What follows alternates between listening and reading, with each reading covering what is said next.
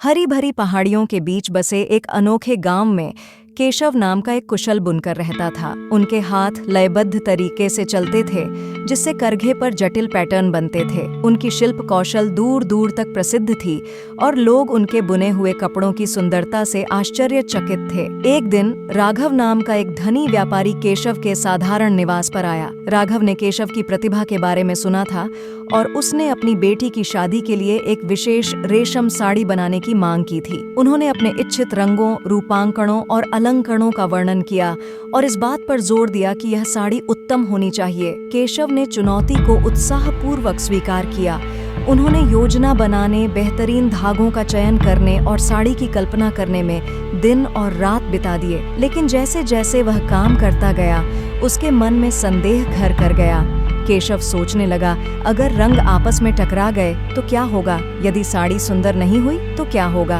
अगर राघव की बेटी को यह पसंद नहीं आई तो क्या होगा? उसका मन विचारों का बवंडर बन गया। संदेह का हर धागा दूसरे धागे से उलझ रहा था। वह कुछ इंच बुनता था, फिर उसे खोल देता था और आश्वस्त हो जाता था कि यह पर्याप्त अच्छा नहीं है। दिन हफ्तों में बदल गए, फिर भी साड़ी अधूरी रह गई। केशव के आत्मविश्वास से भरे हाथ अब कांपने लगे। उसकी नींद, भूख और मन की शांति खो गई। उनकी पत्नी मीरा असहाय होकर देखती रही जब और एक शाम केशव हारकर करघे के पास बैठ गया। मीरा उसके पास पहुंची।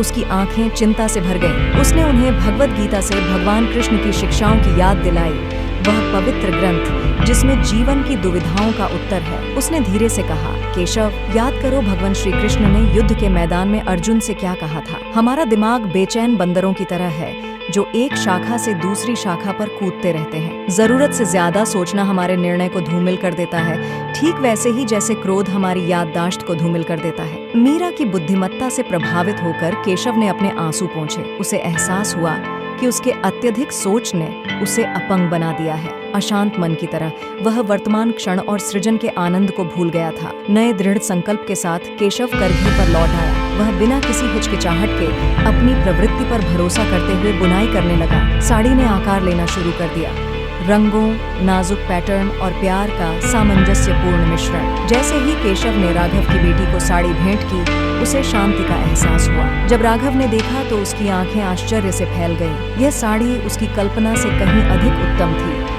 उसने जान लिया था कि ज्यादा सोचना हवा को नियंत्रित करने की कोशिश करने जैसा है। इससे केवल निराशा ही पैदा होती है। इसके बजाय उन्होंने रचनात्मक प्रवाह के प्रति समर्पण कर दिया, जैसे कृष्ण ने अर्जुन को परिणामों के प्रति आसक्ति के बिना अपने कर्तव्यों का पालन करने की सलाह दी थी। और इसलिए केशव की दुविधा सभी के लिए एक सबक में बदल गई। जीवन की बुनाई में कभी कभी सादगी और विश्वास सबसे सुंदर प्रतिरूप पैदा करते हैं। हम सभी अपने जीवन को शालीनता से बुनना सीखें, वर्तमान क्षण को अपनाएं और अनावश्यक शंकाओं को दूर करें। इस वीडियो में आखिरी तक बने रहने के लिए धन्यवाद और हमारे चैनल को लाइक, शेयर और सब्सक्राइब करना न भूलें।